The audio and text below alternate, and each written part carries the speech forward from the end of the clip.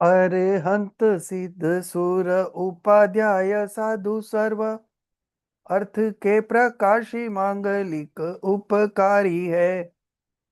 तीन को स्वरूप जानी रागते भई जो भक्ति काय को नमाय स्तुति को उच्चारी है। धन्य धन्य तुम्ही से काज सब आज भयो कर चोरी बारंबार वंदना हमारी है। मंगल कल्याण सुख ऐसो हम चाहते ओ मेरी ऐसी दशा जैसी तुम धारी है। ओ मेरी ऐसी दशा जैसी तुम धारी है। मोक्ष मार्गस्य नेतारं वेतारं कर्म भूभृतां ज्ञातारं विश्वतत्त्वानां वन्दे तद्गुणलब्धये वन्दे तद्गुणलब्धये। Acharya Uma Swami has written this Tattvat Sutra. We are on to the 9th chapter. We are discussing stoppage element. In fact, we have completed the stoppage element. And today we are going to start the dissociation of bondage element, Nirjara element. Okay. And under Nirjara element, we are going to discuss the 12 austerities. Okay. So we are on to page number 369. No, 367. Yeah. 367. Yeah. So, so under stoppage element, we discussed 6 tools. What are the 6 tools, Subha? Gupti, restraint. Samiti, carefulness. That's 10, yeah, 10 religion. 12 Anupraksha. Yes. Then 22 Parishaha. Right. And Charitra. 5 kinds of charitra. Very good. Very good. So, along with that 6, there is one more addition in the Nirjara. So, it doesn't mean that in Nirjara, all these 6 things will be not there. It will be there. But along with that, there is another addition called austerity, penance, tap. Okay. So, this is what we are going to discuss today, austerities. So, there are in all 12 kinds of austerity, 6 external and 6 internal. Now, what is the conventional austerity and what is the real austerity out of this? Unmute yourself. Realizing self is a Nishchaya austerity. Okay. And then conventional? Doing meditation is conventional austerity. So, all these 12 are conventional austerities. 6 external also are conventional austerities, and 6 internal also are conventional austerities. Okay. Real austerities is getting engrossed in myself. Okay. Ichha nirodho tapa. So when you are engrossed in yourself, the desire does not rise. Okay. And that is how you win over desires. Okay. Winning over desires means not fulfilling the desire. Winning over desire means when you take shelter in yourself, the desire does not arise to that extent, right? And that is called conquering of desires. Ichha nirodho tapa. Okay. So, 6 tools from the external, 6 tools from the stoppage of element, and one more is added in Nirjara. Okay. That is austerity. All these are a cause of liberation. Okay. All these are a cause of liberation. So I made you a co-host, Darshit ji, if you can share. Jai Jinendra, can I log in through my other? Yes, yes. Yeah, then you I'll can. make you a co-host Thanks. there also, no problem. Sure. So we are going to discuss this 12 austerities in detail. Of course, the real point of view austerity is not being discussed here in the aphorisms. But while commenting on the aphorisms, Dr. Bharilji has very well explained that the austerity from the real point of view is self-absorption. Okay, Shuddhopyog. So now we will read here from the beginning. Yes. So you can read, Subha.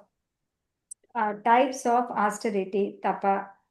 After the discussion of conduct, we now turn to the subject of austerity, tapa. Austerity is of two kinds, external austerity and internal austerity. The related aphorisms concerning austerity are as follows. Prayashitta, atonement, Vinaya, reverence, Veyyavritya, selfless service, Swadhyay, scriptural study, Vyutsarga, abandonment, and Dhyana, meditation. These are the 6 types of Abhyantara Tapa, internal austerity. Austerity is considered of 2 types, external and internal. Vagya Tapa consists of 6 kinds. Anasana, fasting. Avamaudharya, eating less than one's capacity. Vritti Samkyana, constraints in the mode of accepting food. Rasa Parityaga, renouncing tasty or stimulating food. Vivikta Sayyasana, secluded bedding and seating. And Kaya Klesha, bodily hardship. In the same manner, internal austerity also consists of 6 kinds. Prayachitta, atonement, Vinaya, reverence, Vayyavritya, selfless service, Swadhyay, scriptural studies, Vyutsarga, abandonment or renunciation, and Dhyana, meditation. Thus, in total, there are 12 types of austerity. Among all the aforementioned forms of austerity, whether external or internal, the predominance is always of the passionless state in the form of pure awareness. The true austerity is nothing but passionless disposition, vitaraga bhav. The state of pure awareness characteristic by the restraint of desires.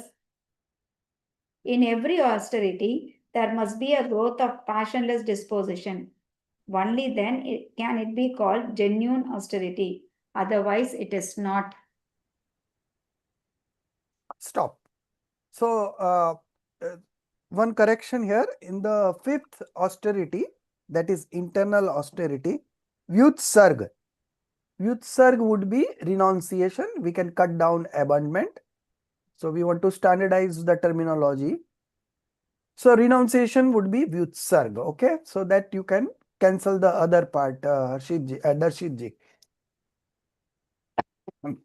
So main thing that was discussed in the last 2 paragraph. Okay. Types of austerity. Yeah, the predominance is always of the passionless state in the form of pure awareness, Shuddhopyog. That is the austerity from the real point of view.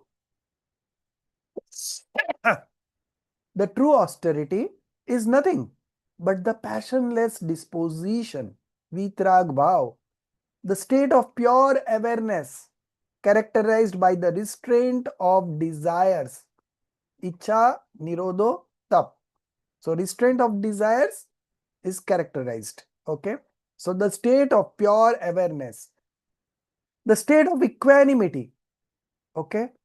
The state of no reactions, the state of balance, where you are knowing everything, but you are not reacting.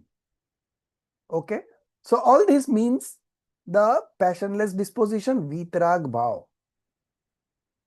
In every austerity, now this is again very important, there must be a growth of passionless disposition. So whether it is external austerity or it is internal austerity, the growth of passionless disposition is of very prime importance. Only then it is called genuine austerity, otherwise it is not. Now moving on to the next page, 368. Yes. What Acharya Kalp Pandit Todarmalji has to say about these austerities. Okay. So you continue, Subhaji.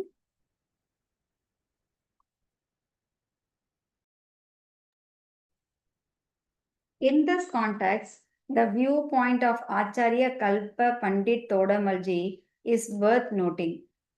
Practices such as fasting and atonement are referred to as austerity because through means like fasting, one engages in atonement, prayachitta, and the like, thereby nourishing the true austerity in the form of passionless disposition.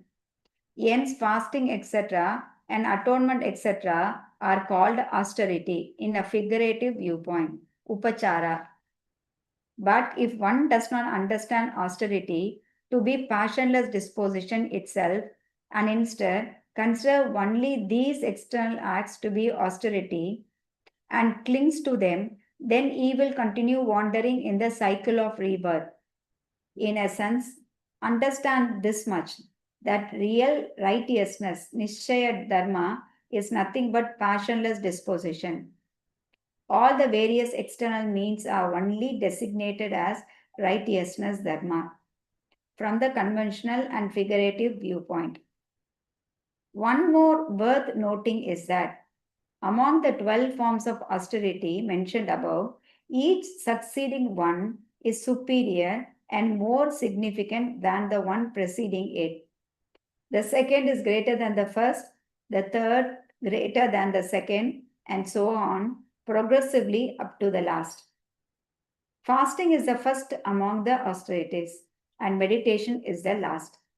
If meditation is performed continuously, even for less than 48 minutes, antarmuhrat, it certainly leads to the attainment of omniscience. However, if one undertakes fasting for an entire year, there is no guarantee of attaining omniscience. This does not refer to false fasting, but to true and authentic fasting. The first Tirthankara, Lord Rishabhadeva, after taking initiation as a monk, remained without food for 1 year, 1 month, and 8 days. Yet he did not attain omniscience for 1,000 years. On the other hand, Bharata Chakravarti, after taking initiation, attained omniscience with a single antarmuhurat, less than 48 minutes, through the power of self-focused meditation. From this, it is naturally and clearly established that these austerities are progressively greater, each one surpassing the previous in depth and significance. Internal austerities are indeed greater. Therefore, ideally, they should have been mentioned first. Nevertheless, in this context, external austerities are being stated first because the intention was to mention them briefly and then elaborate upon the internal ones. The external austerities have merely been listed by name, whereas the internal austerities have been discussed in detail, along with their subtypes and distinction, thereby highlighting the true greatness and significance of internal austerities. When austerities such as contemplative scriptural study and meditation are involved, no matter how much they are discussed, it will always fall short. Should I continue? So out of these 12 austerities, according to you, which one is the greatest? The meditation. Okay. Anyone else? Different opinion?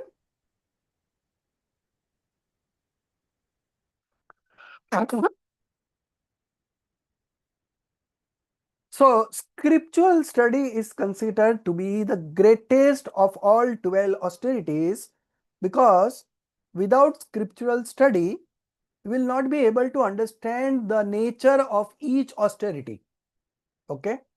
So, while studying only, you know that what is ansan, what is avmodarya. So, all these definitions, explanations are coming in the scriptural study. So, Swadhyay ko param tap, sarvatkrusht tap. It has been said in that context that Swadhyay is the best austerity because all other austerities are known by doing Swadhyay only.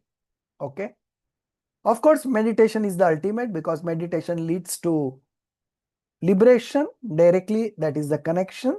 But having said that, Swadhyay is considered to be the most important because we can also do Swadhyay, right? Anshan Avadharya we may not be doing, but Swadhyay each and everyone can do it. So that is the most popular and the most significant. And doing Swadhyay, you get enough strength to believe in yourself. With Swadhyay, you get to understand the nature of each substances, the 7 fundamentals, the conventional viewpoint and real viewpoint, the 4 exposition, then we have 4 abhav, that is non-existence, right? So all these are known by Swadhyay. So once we know all these principles, and when we apply in our day-to-day life, automatically we don't react, right? And when we don't react, that is the true austerity. Okay. So it Swa- is, sir, Gyan and Dhyan, they go hand in hand. yes. So if you do only Dhyan and if you get some labdis and if you don't have the Gyan, right. you may use it in a wrong way. Right. But as I said, all the other austerities are not possible in everybody's life. But the Swadhyay, everyone can do, right? So at our level, what is the austerity that we are doing all the time? Swadhyay, right? Scriptural study. So that is considered the most important, supreme austerity in terms of its practical use. Although meditation is the ultimate, as said ki second austerity is greater than the first, third one is greater than the second, and so on. So if you consider that sequence, then meditation is the ultimate, right? But before meditation, at the 10th level is Swadhyay. So when you are doing Swadhyay, you are doing a greater austerity than the all previous 9s. And after Swadhyay, only meditation is the most important because Swadhyay, scriptural study leads to meditation. So scriptural study is the cause and the effect is the meditation. Okay.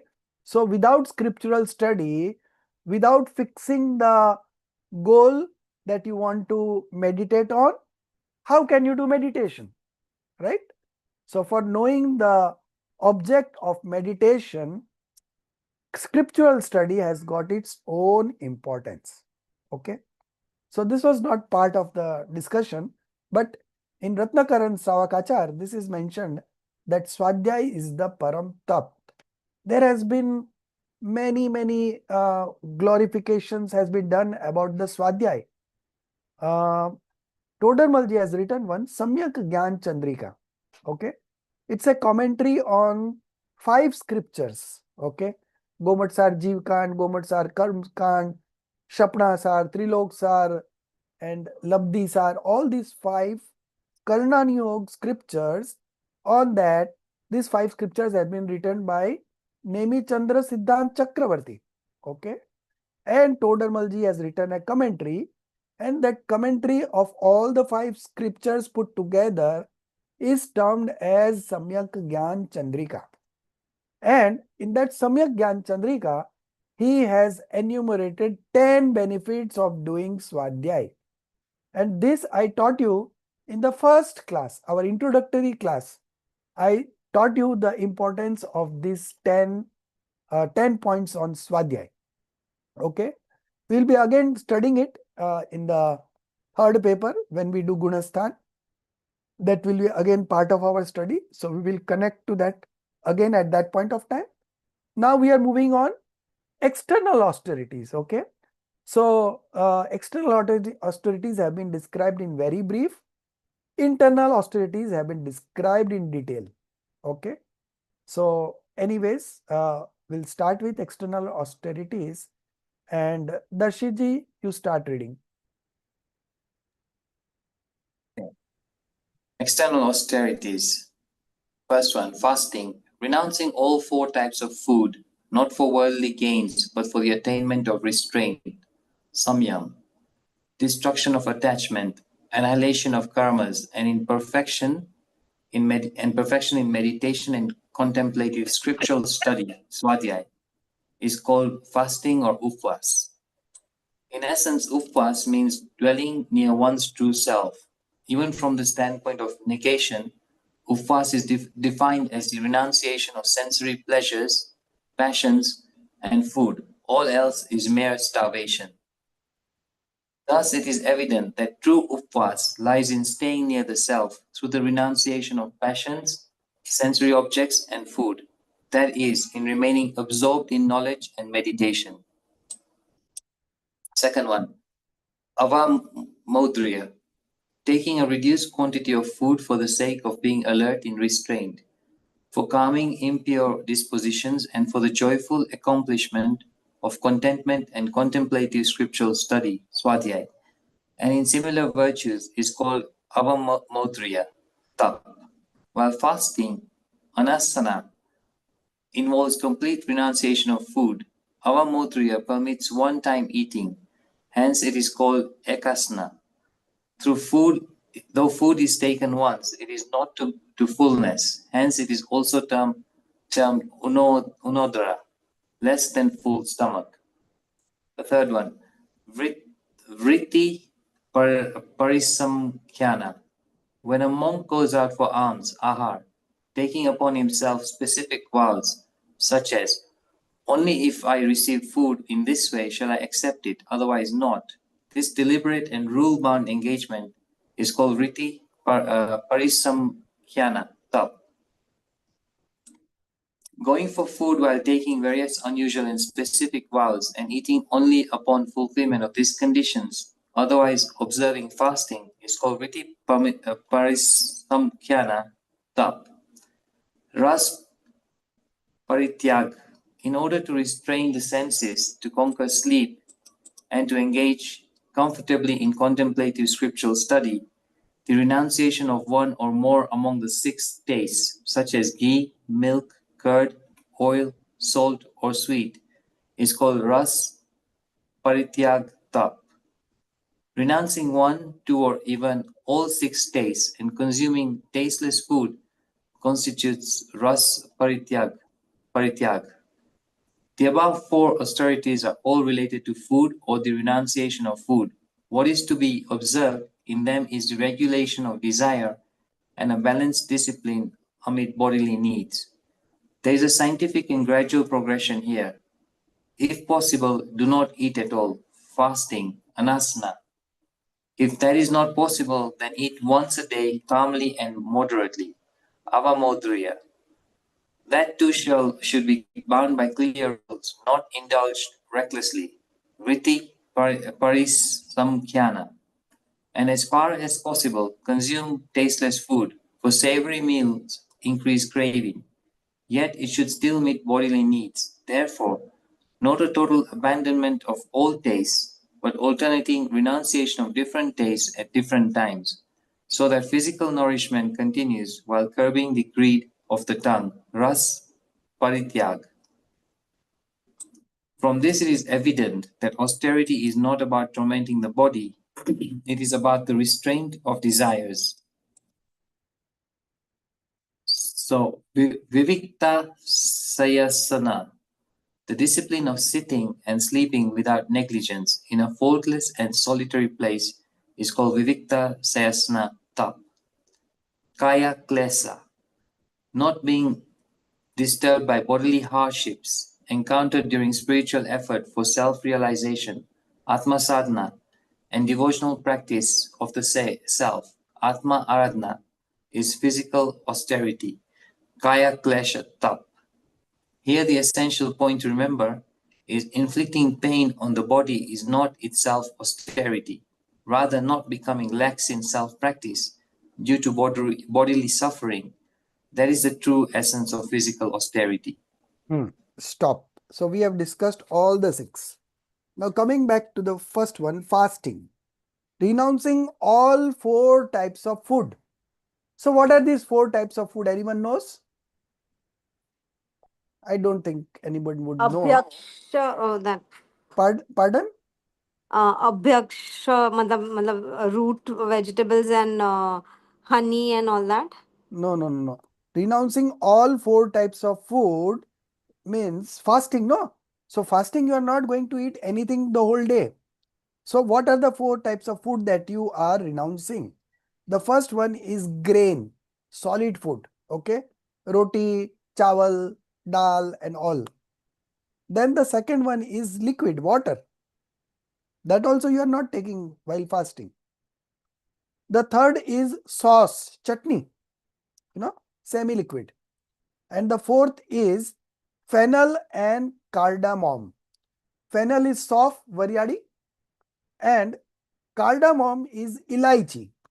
So the last 2 are eaten after the lunch, okay, in order to get a better digestion. So these things are also consumed. So all 4 types of food are this: khadya, pay, lay, swadhya. These are the Hindi words, and I told you the English words: grain, water, sauce, fennel and cardamom. Okay. So these 4 types of food, not for worldly gains, but for the attainment of restraint, sanyam, destruction of attachment. So real fasting is the renunciation of 3 things. One is sensory pleasures, okay. The second is passions, and the third category is food. And what we understand? We understand that only renouncing food is fasting. No. First of all, renouncing sensory pleasures. Okay. That is the first. Vishay, then Kashai, passions, and then R, food. If you are not doing this, then it is just mere starvation. Okay. That is not true fasting. So the true fasting means upvas. Up matlab near the soul. Vas mean to stay. So while you have taken fasting from outside, internally, you are focusing on yourself. Okay. Then Aumodharya, taking a reduced quantity of food for the sake of being alert. Okay. So the procrastination will not set in. If you eat more than the appetite, then the procrastination will set in. Okay. But if you eat less than your appetite, then you will feel light. You will become more aware. You will be able to concentrate more on yourself. Okay. So that is Aumodharya. So when a monk goes for alms, third one, Vritti Parisankhyan. Okay. So he takes unusual and specific vows. Like Mahavir Swami said that I will take alms from the hands of a maid who has not eaten food for 3 days, who does not have hair in his head, whose legs are bound by the shackles, right? So all these conditions were met in Chandanbala, and then only Mahavir Swami accepted food. So you can just imagine how complicated these vows were. And in spite of that, because of the internal purity that Bhagwan Mahavir had, he got food such and such way. Fourth is ras parityag. So there are 6 kinds of tastes, that is ghee, milk, curd, oil, salt, or sweet. Generally speaking, this is very predominant in MP nowadays, still today, as on today. Okay. So, one day you will not have ghee, the next day you will not have milk, the next day you will not have curd. So, this way you are doing it all the time. So, sometimes you renounce one, sometimes two, sometimes all. Okay. So, this is just to see that how much you are able to manage yourself without taking these things. Okay. So this is a kind of self-testing. Okay. Then we have Vivikta Sayasan. Okay. So Vivikta Sayasan is the discipline of sitting and sleeping without negligence. Okay. So all these austerities, the one thing that is common is restraint of desires. Okay. That is the real austerity, restraint of desires. So that has to be controlled. The last one, Kai Klesh, not being disturbed by bodily hardship encountered during spiritual effort for self-realization. Okay. So this is the last one. So the true essence of physical austerities are not becoming lax in self-practice. You should always be alert to concentrate on yourself. Because when you concentrate on yourself, that is the time you enjoy eternal bliss in a large quantity, right? And the dissociation of bondage also happens very fast, So we have been binding karmas for say 50,000 lives. But when we get into the path of liberation, within 3-4 births, we get liberated. So how it is possible?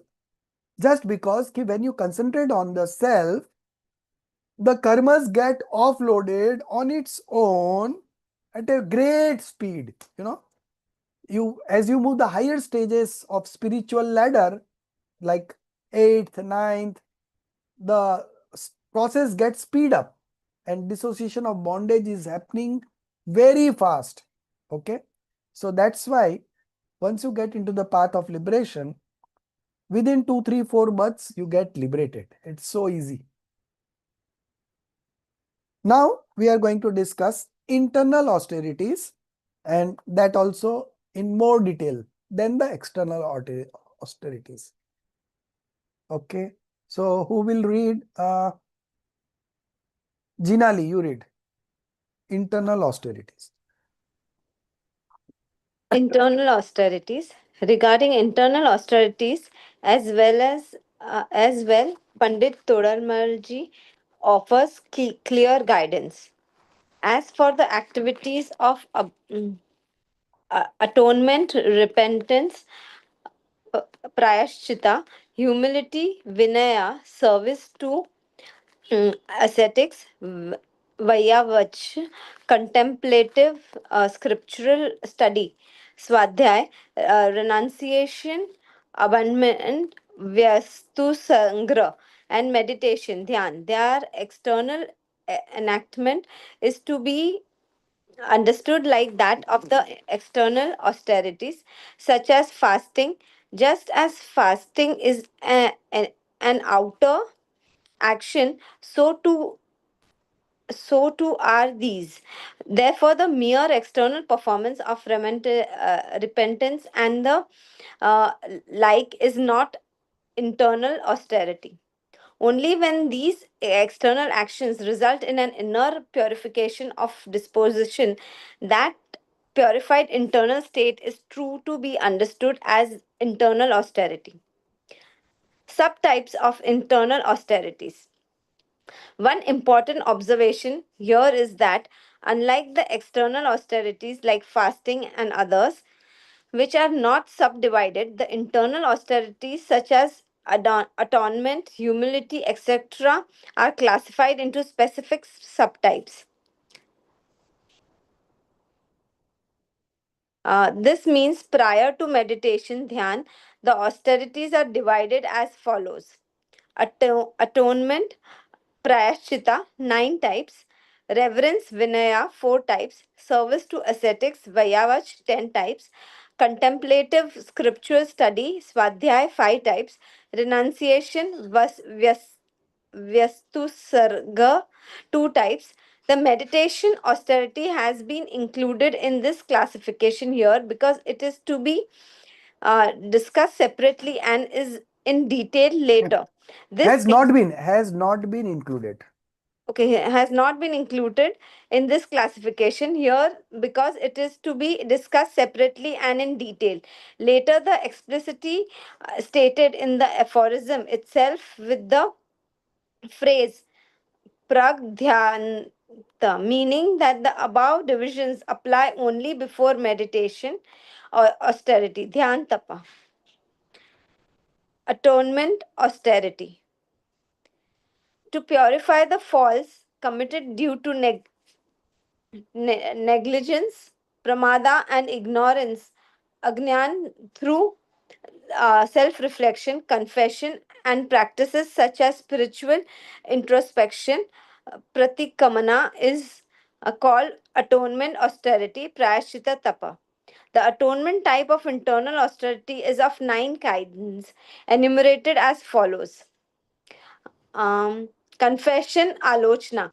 Confessing one's negligence to the Guru is known as confessional atonement, repentance, yeah, alochna, prayashchit. Spiritual introspection, pratikamana. Expressing may my fault be undone with inner remorse in spiritual introspection, atonement, pratikamana, prayashchita. Combination of 1 and 2. Tadubhaya. Some faults are purified by confession alone, some by spiritual introspection alone, and some only when both are performed together. This combined form is called Tadubhaya Prayashchita. Discrimination, separation, viveka, is the atonement wherein upon contact with impure food or equipment one renounces or discards it. This is known as viveka. Abandonment of attachment to body. Vyastu sarga. In the atonement that involves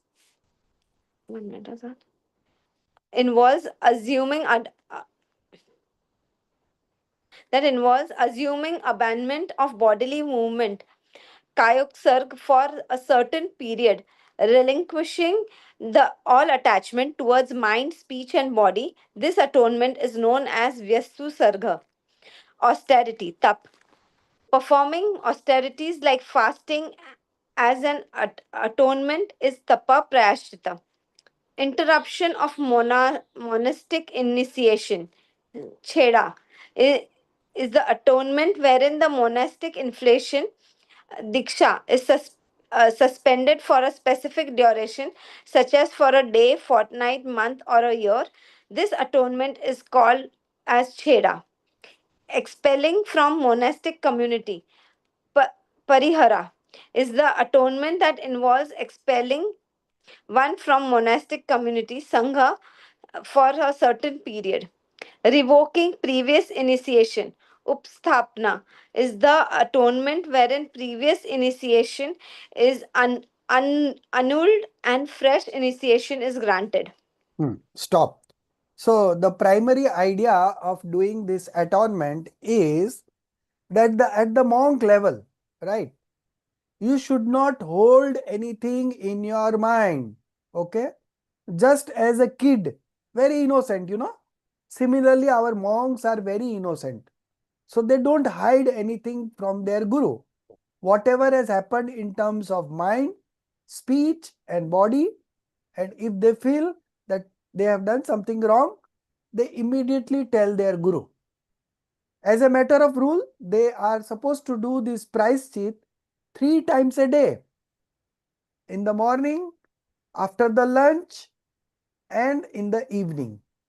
Because in between, if something has come up in terms of mind, okay, and if he's not confessing that to the guru, then he will not be able to practice meditation. Because meditation is such a state where you should be absolutely pure in your mind, very clear in your mind.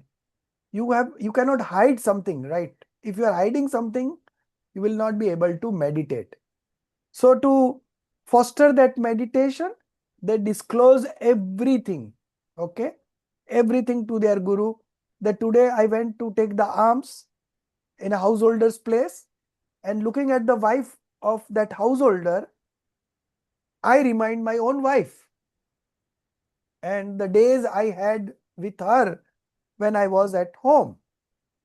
So then the guru gives him atonement and tells him a suitable punishment for these kind of thoughts.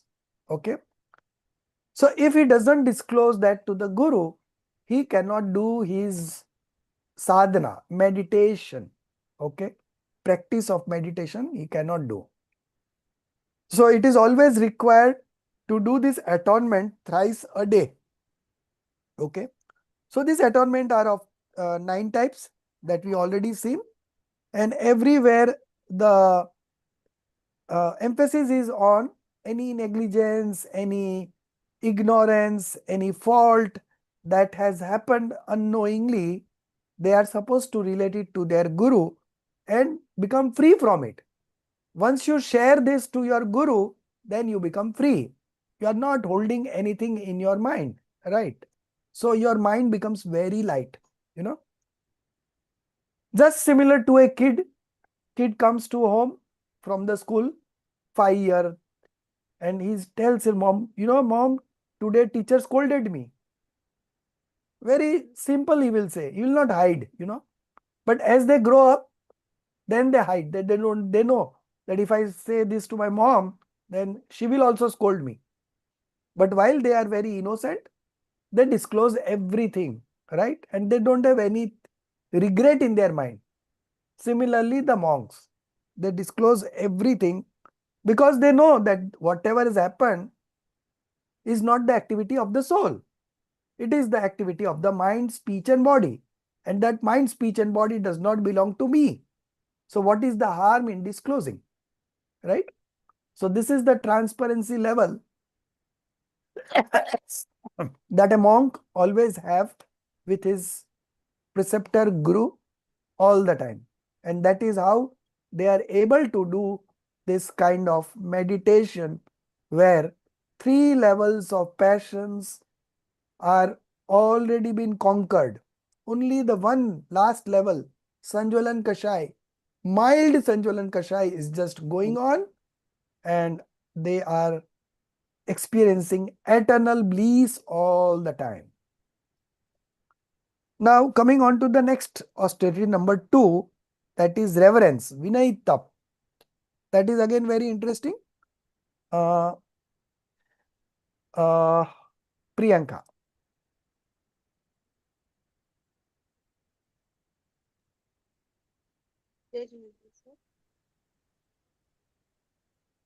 Page 373. Yes.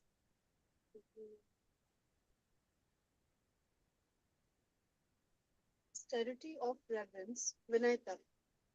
After the discussion of atonement, Praishchit, now the topic of austerity of reverence is taken up. Gyan, Darshan, Charitra, Upchar.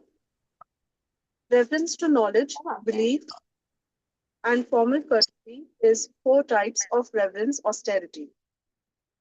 Reverence to knowledge is real reverence, Nishchay Vinay, and reverence for the knowledge one is formal. For the knowledgeable one is formal reverence, Upkarna Vinay. Reverence to belief is real reverence, and reverence for the one with the right belief is formal reverence. Reverence of conduct is real reverence, and reverence for those with conduct is formal reverence. In this way, reverence of knowledge, belief, and conduct is real reverence, and the reverence of their holders, deities, and preceptors is formal reverence. Austerity of reverence is a type of the virtue of austerity, that is tapdhar. Hence, its ukar, honoring, can only be done toward the righteous, not toward worldly people, not even toward parents and such. Bowing here and there without discernment is not called reverence austerity. That is false reverence. Vinayika mithyatva. Reverence in itself is a very great inner state of the soul. When reverence is applied in the right place, it takes the form of austerity. And when applied in the wrong place, it becomes the cause of endless transmigration.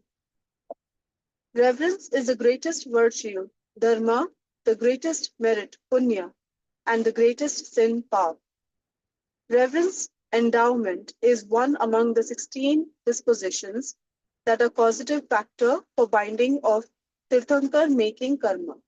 Hence, the greatest merit, and as false reverence is the cause of endless migration, is the greatest sin. In the application of reverence, utmost caution is necessary. It must not happen that what you are practicing, thinking it to be reverent austerity, is in fact false reverence. Be mindful. Are you, in the name of reverence austerity or the reverence endowed disposition, actually nurturing false reverence and thereby increasing your bondage to endless worldly transmigration? So this is to be understood that reverence are of two types, three types. One is it is the greatest virtue, that is dharma, that is passionless disposition, the greatest merit, punya, and also the greatest sin. Now, what is this greatest sin? That is reverence, uh, false reverence. Okay, vinay mithyatva. Okay, so that is the greatest sin. And you know, in Sola Karan Bhavna, there is one bhavna called Vinay Sampanta, reverence endowment. Okay, Vinay Sampanta, endowment, is one of among the 16 disposition, that is Sola Karan Bhavna, that are causative factor for binding of Tirthankar making karma. Hence the greatest merit. And as false reverence is the cause of endless transmigration, it is the greatest sin. So what are the four types of reverence? Okay. So it has been mentioned in the topmost paragraph in this page. First paragraph, you just check it out. Yeah, this one. Not this one, the next one. First on this page. Yes. In this way, reverence of knowledge. So Gyan, okay, Gyan Vinay, belief Vinay, Shraddha Vinay, conduct means Charitra Vinay, and reverence of their holders. Okay, so those are deities, Dev, Aryant and Siddh Bhagwan, and preceptors are the monks, Guru, is formal reverence. Okay, so Gyan, Gyan, Darshan, belief is Darshan here, Charitra, and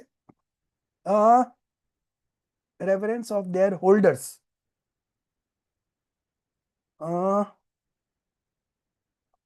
that is again reverence to deities and preceptors, Dev and Guru. Okay. So these are the four types of reverence. So this reverence is a type of virtue of austerity, tap dharma. Hence its upchar. Okay. Honoring can only be done towards the righteous, one who is a right believer, not toward worldly people, not even towards parents and such. Okay. So this is all about the reverence. Now we come on to the selfless service to ascetics. Vayya vritti tap. where one monk takes care of another monk who is ill, who wants to do a peaceful death, samadhi maran, So they do this Viyavritti in their congregation. That's a part and parcel of their duties. So this is called Vayavritti. Okay, tap. Now, there are again, I think, 10 types of reverence are up there of selfless service to ascetics. So, Rajeshri ji, you can read that one. She is not there, I think. Okay, so again, we come back to Subhaji.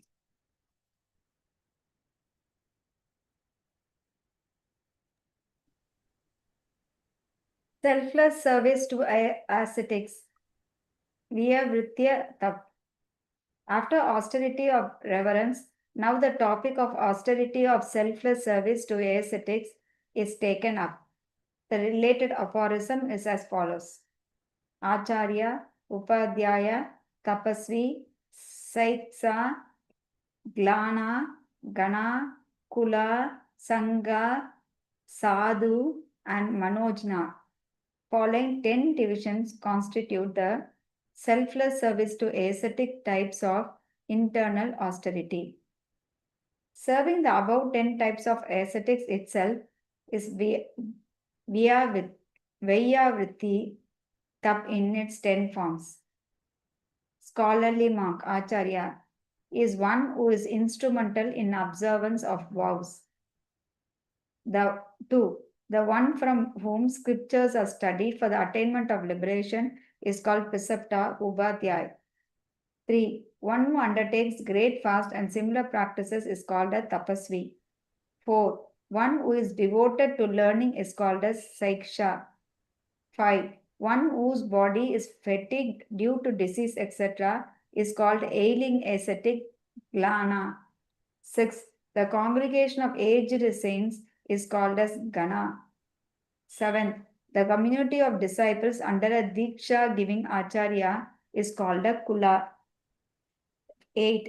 The collective of fourfold renunciants, Sramanas, is called Sangha. 9. One who has renounced for a long time is called Sadhu.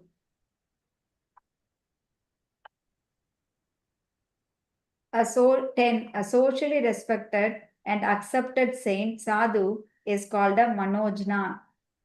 When any of them are affected by disease, endure afflictions, or acquired false belief, and the like, then to offer relief to them by means of physical effort or other substances is called austerity of selfless service to ascetics. Vayavritya tap. So you see, those monks who are affected by disease, they endure afflictions, or they acquire false belief. In that case also, the fellow monks go and help them out. It is their duty, because today he is affected, tomorrow somebody else would be affected, right? So they help out each other to remain in the path of liberation. Okay, that is the idea. So there are 10 types of services that they do. Each has been explained. It's all very simple. So first is related to the Acharya. Acharya is one who is instrumental in observance of vows. So all are monks, but little bit of difference between them. Okay. The next is Upadhyay, whose primary is to study the scriptures and teach to the seekers in the congregation. The third is one who undertake great fast and similar practices is called tapasvi. All the time they are doing fasting, maskaman and these. So each and every monk have different kind of traits, So accordingly, they do. Fourth, Saiksa, one who is devoted to learning. Okay. Always busy in self-study, swastra, swadhyay, scriptural studies. Okay. The fifth one whose body is fatigued due to disease, etc., is called a gland. Okay. So he is suffering from diseases.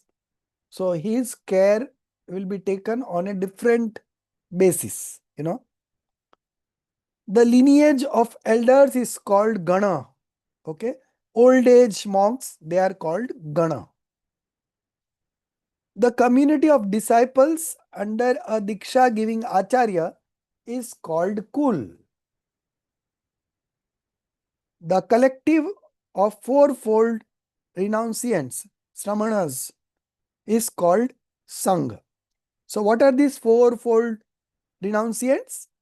First is Rishi, second is Yati, the third is Muni, and the fourth is Angar. Okay.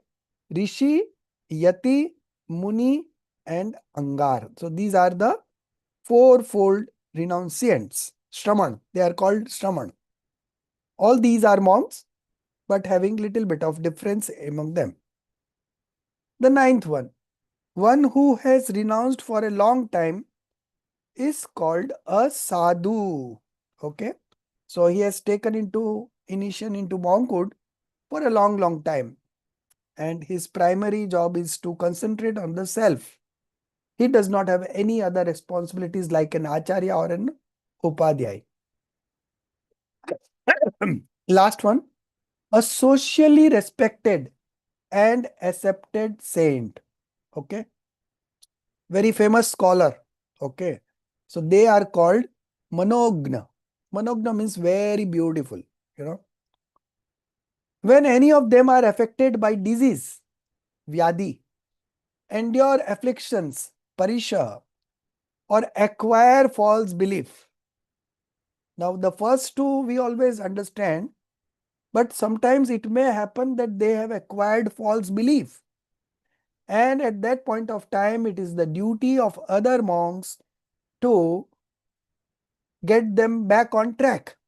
Sthiti Karan. Okay. So there is a famous story in Pratman Yoga, Pushpadal. Do anyone knows about this story? Pushpadal and his friend.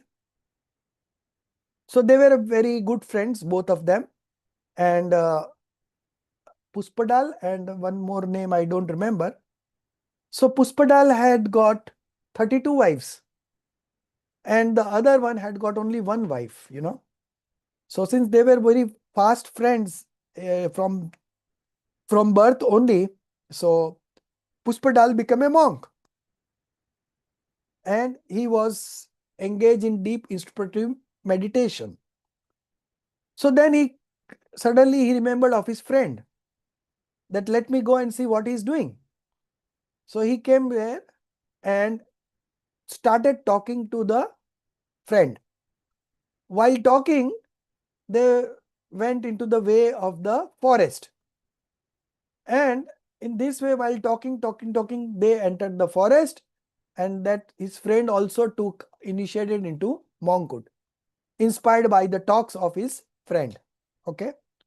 Now both became monks, both were doing their meditations, everything was going fine. Suddenly one day, his friend remembered his family. He said, I want to go home. So then Pushpasal said, I will accompany you. So both of them went. While on the way, Pushpadal's home was the first one to come. So Pushpadal took him to his palace. And there he saw 32 queens, all beautiful. And he had only one queen. And that also that lady was, I think, she has some defect in leg, or in eyes, I think. I don't remember. So then seeing these 32 beautiful wives, then he realized that I am having only one. And that also she is not that beautiful. And he is having 32. And all are very beautiful. And still he has renounced all this and went to the forest. Right? So then he didn't went to his place. Both of them come back to the forest and started doing their meditation. So this kind of things happens in the congregation, So they take care of each other, you know. It's not that we are all independent, you do your own, I'm doing my own. No. The connection has to be there. Of course, the past connections and, the rise of karmas and the past impressions, all these are the factors in this kind of activity. But nevertheless, they take care of each other because they know that this time will also go. It's not going to be there permanent. So at that point of time, they offer help. They uh, help them in curing the disease. They help them in enduring the afflictions. They help them to come out of false belief. All these are the things that they do. Then to offer relief to them by means of physical effort or other substances is called austerity of selfless service to ascetics. Okay.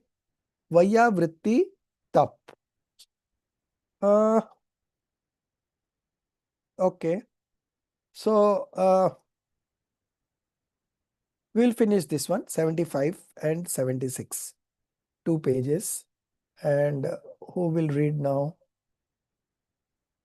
Rajeshri has not joined. Okay. So Jinali, you read.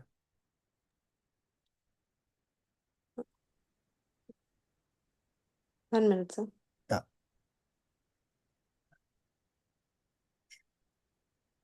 Sorry, sir. I think the pages on my Oh, they don't do nothing there after this. okay.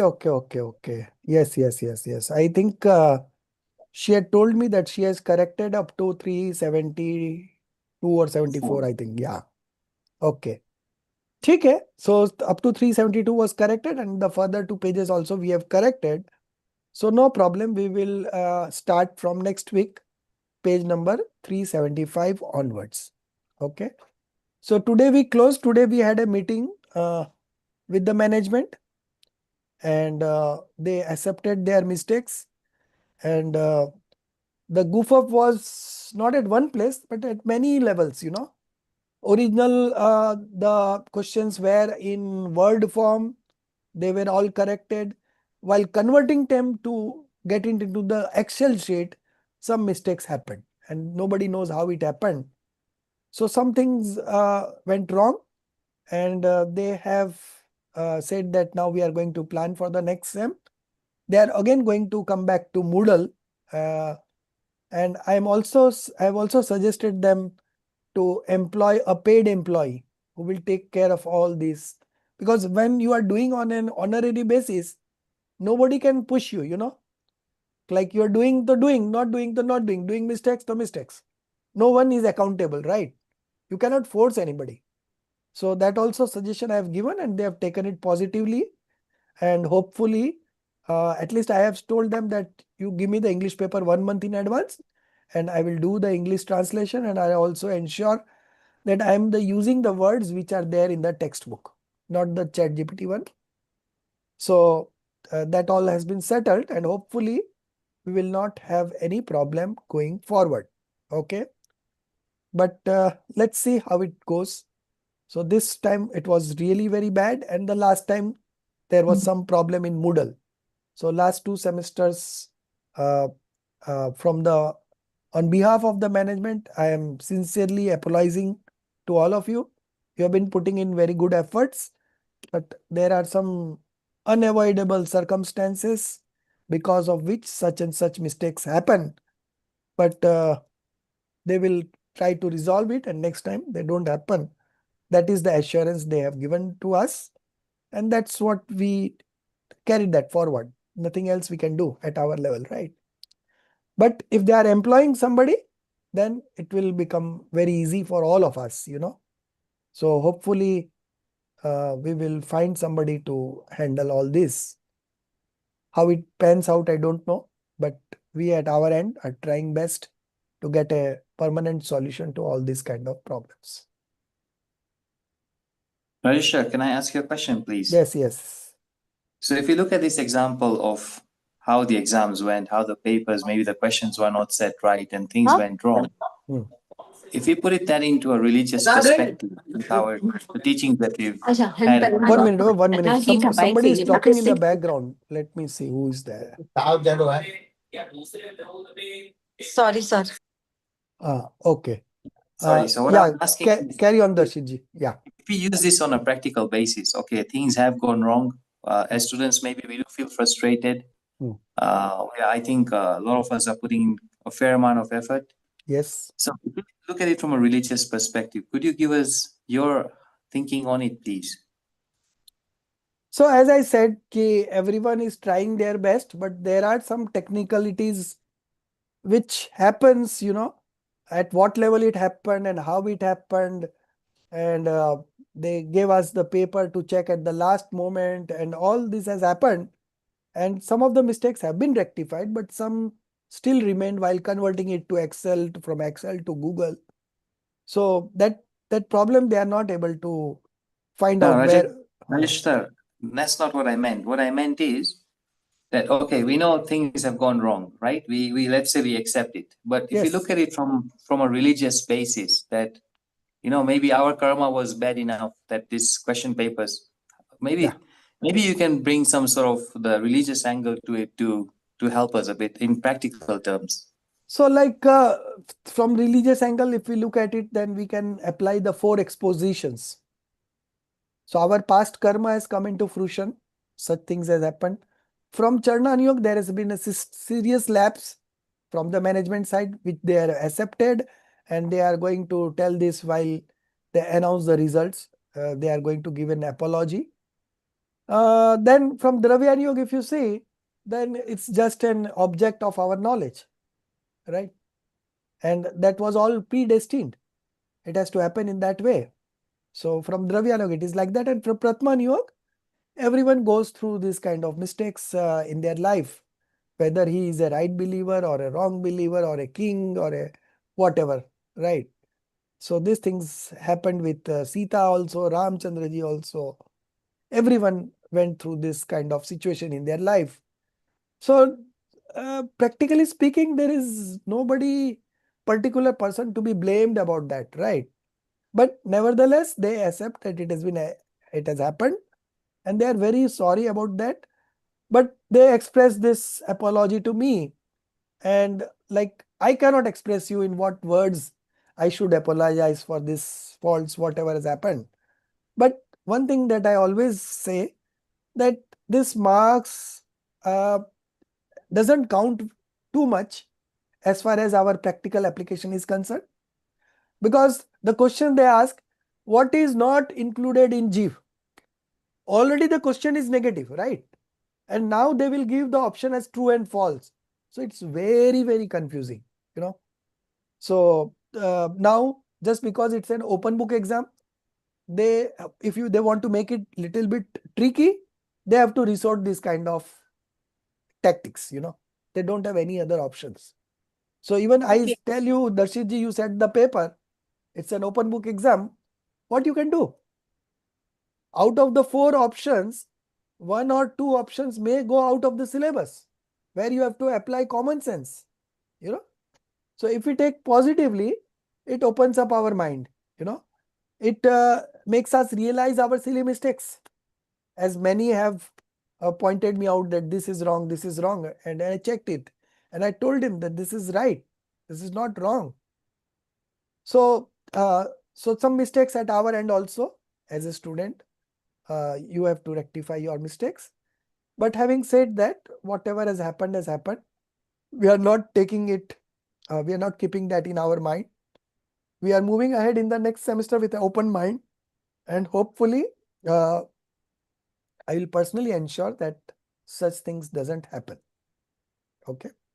If you don't mind, right? I find that logical thinking, if you are cool enough to go through the question and do the answering, it is easier, simpler. But a certain fill in the blanks, you are taking the lines from the text, right? That we have to search the textbook, textbook once to find the line. That founds to be. And what happened, problem is that the original paper was set in Hindi. Now the translation will not come in that manner only, right? Yeah. So ChatGPT is translating.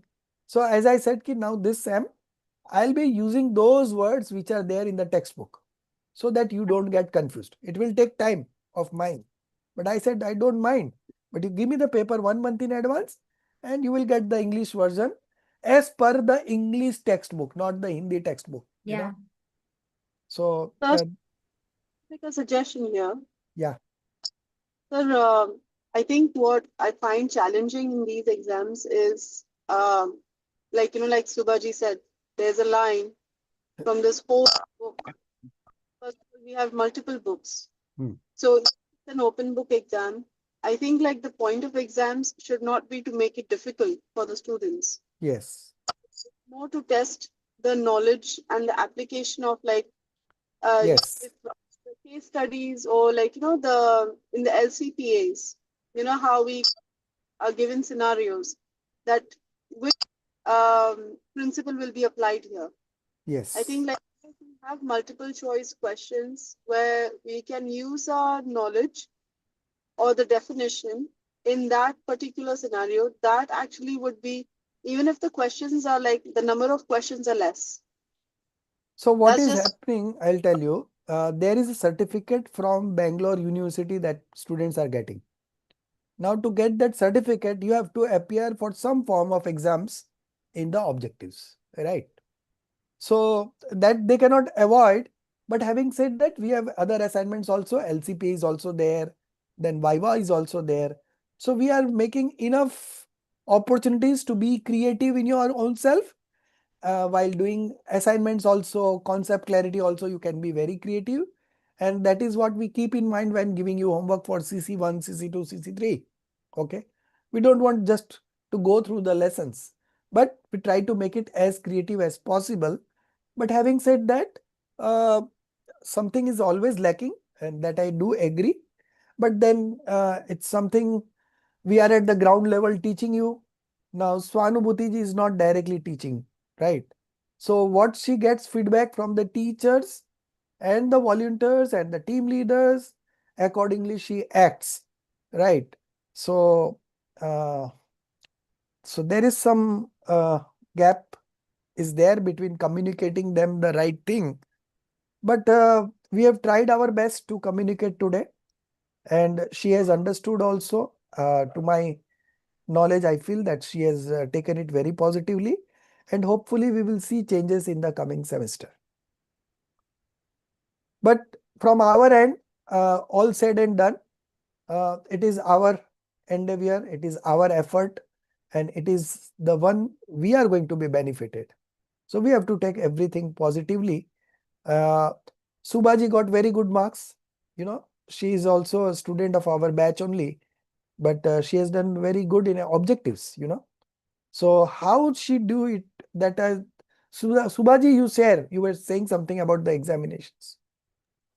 When we are working with a question, like for example, who are to be respected or bowed down, the three options are given, that Nirgandhar Muni, then Right believer. Ayarikas and Shavak from Hmm. 7th to 9th. Hmm. Only these three are given. But the same question, they have written it in a different format. They have given any type of Nirgranthas. Then we'll think of. So that they have accepted the mistake. In the printing, something has gone wrong. So there were some words missing in the initial stage, and they have agreed that whoever attempted this question, they will be given full marks. That is We what. had questions like that. So you have to take only those three options and rethink, Yes, and yes, yes. apply to that logic so that you will be getting it correct. Yes, yes, yes. True, true, true. And initially, as I was doing chemistry, right, I'll take the scriptural words like similar to I'll treat it similar to chemistry. So Okay. I'll get my answers wrong. But now I realize chemistry is different, scripture is different. So I treat scripture in a regular way, and chemistry is different. So So, these things help having me. said Subhaji is a teacher, so we cannot accept Subhaji as a standard candidate. So we have to look at the average candidate, and we fully realize the management realizes his mistake, and that's what we can hope for the best for the next SEM. So Could I share something as well? yeah, Speaking to some of my local Kenyan students who have done Paramagam honors, some of them are still on the course, some of them have finished the 5 years. yes, They were telling me that don't rush through the paper, even if it takes you 5 hours. When yes. they get a bit surprised when I tell them I've done the paper in an hour and a half or whatever it is. Right, right. So they say, look, go through the book slowly, take your time, take it as like your swadhyay, Right. and then answer this question. Even if it needs a break in between, go have a walk, come back half an hour later, carry on with the Yes, paper. yes. So, sometimes because of our time pressures, we feel like rushing through the paper, like Right, finishing right, quickly. right. I'll tell you honestly, the last two papers, I actually refused to go through my answers or check them because I think by then I was a bit tired, maybe mentally. Tired, right, So right. I just answered and I didn't actually check. Then when I got the result back, I Yeah, thought, so oh, both the things are there. You can take it positively also, and you can take it negatively also.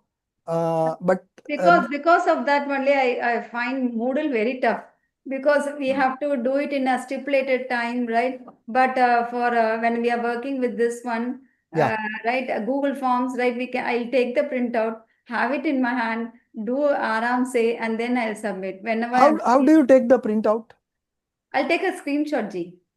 Acha, screenshot. Okay. I'll take the screenshot. I'll take the printout. I'm having the question with me. Right. Okay. Then I'll work it for Hmm. 3 questions. I'll work at a time, relax, and then I'll do it on the later on. Later. Yes. I'll So take that's 3 to 4 days to. I'll have more time to think on, contemplate on the question. Even when I'm doing some other thing, if I read yes, the question, I'll contemplate on that one. That will make me right. find it easier. But So like if you take care, then 90% of your silly mistakes would be taken care of. But having said that, still some mistakes here and there will always happen. And that's part and parcel of every exams. So nevertheless, we will ensure that this sem you don't have such problems. That is all what I can commit from my side. Okay, so our time is also over. We'll meet up next week and we will continue from page number 375 onwards. Okay. निज निधि निज में बताई यह अनंत उपकार है उसके लिए जिनवाणी माँ को वंदना सत बार है उसके लिए जिनवाणी माँ को वंदना सत बार है 9 times नमोकार